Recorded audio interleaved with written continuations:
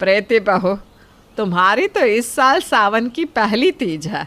अपने घर में बात कर ली है ना भाई? हमारे यहाँ तीज तो मायके से ही आती है बहू के। हाँ जी माँ जी, मम्मी का फ़ोन आया था, वो 1-2 दिन में सब सामान भिजवा देंगी।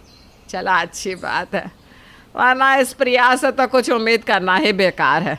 इसके घर वालों ने तो पहली तीज ही रो रो कर भेजी थी, अब तो मैंने सोचना ही छोड़ दिया है।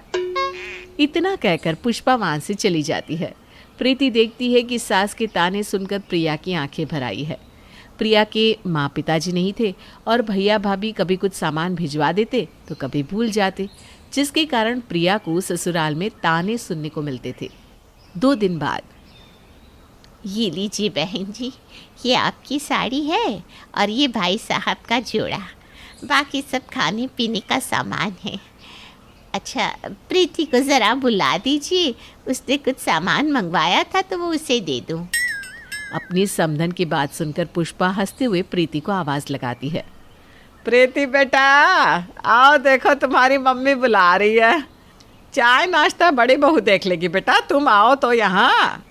जी जी माँ जी। ये ले बेटा, ये तेरा पैकेट पकड़ जो तूने मंगवाया था।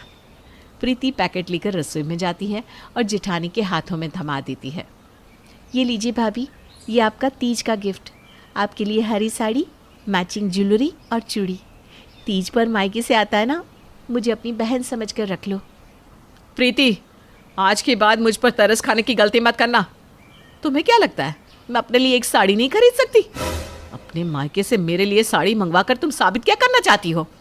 महान बनने का कुछ ज़्यादा ही शौक चढ़ा है ना तुम्हें, या अपने मायके की अमीरी का ढिंढोरा पिटना चाहती हो?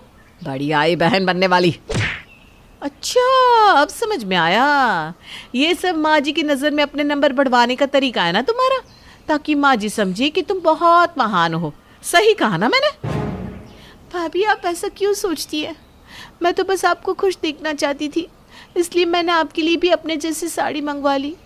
सोचा था दोनों एक जैसी साड़ी पहनकर तीज मनाएंगे। हाँ, ताकि तुम सबको बता सको कि तुम कितनी अच्छी हो। बेचारी अनाज जिठानी को भी अपने जैसी साड़ियाँ ला कर देती हो।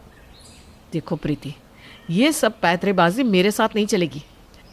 तुम्हारे जैसी मीठा बोलकर अपना काम निकलवाने वाली औरतों को मैं खूब समझती हूँ। इतना कहकर प्रिया प्रीति की दी हुई साड़ी उसके हाथ में थमाकर चली जाती है और प्रीति आंसू भरी आंखों से उसे बस देखती रह जाती है। इसी तरह कुछ दिन बीतते हैं। एक दिन प्रिया अपने बच्चों को डांट रही थी। पूरा दिन बस खाने की फरमाइश करते रहोगे,